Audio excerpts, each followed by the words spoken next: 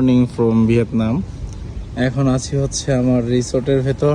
আর আজকে আকাশের মন ভালো নাই, অলরেডি সকাল সকাল কালো মেঘে ছেয়ে গেছে। ঘুরতে যাব তো মেঘের তো পুরা ছেয়ে গেছে, কারণ আসলে দ্বীপ এলাকা, সমুদ্র এলাকা, তো এইখানে মূলত আসলে এরকম ওয়েদার যখন তখন চেঞ্জ হয়।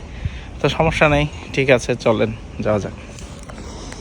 আমার রিসোর্টের বাইরে প্রচুর বৃষ্টি হচ্ছে, যেহেতু পাহাড়ি অঞ্চল আর সমুদ্র বেষ্টিত অঞ্চল, এজন্য এখানে তখন তখন আবহাওয়া চেঞ্জ হয়। তো হচ্ছে আমার রিসোর্ট। সকালের আমার বাফেট লাঞ্চ ছিল, যেটা হচ্ছে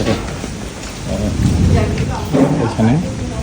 তো লাঞ্চে ছিল একদম ফ্রেশ ফুড ছিল এখানে।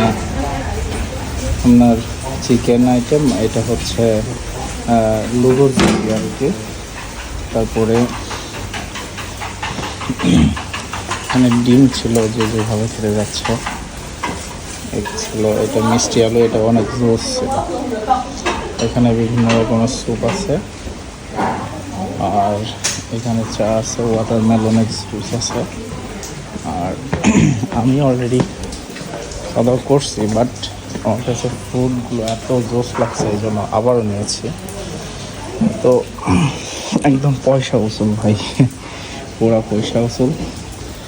তো এইগুলো মূলত খাওয়া দাওয়া করছি, আর এইগুলো আবার নতুন করে নিয়েছি। আমার বেশ ভালো লাগছে জিনিসটা। বাইরে যেহেতু বৃষ্টি হচ্ছে, কোনো কাজ নাই, সেক্ষেত্রে টুকটাক করে খাই, তাছাড়া তো কোনো উপায় নেই। আর অলরেডি পয়সা উসুল, বুঝছেন।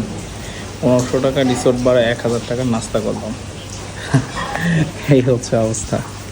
আর খাবারের মান 10-এ 10 একদম পুরা।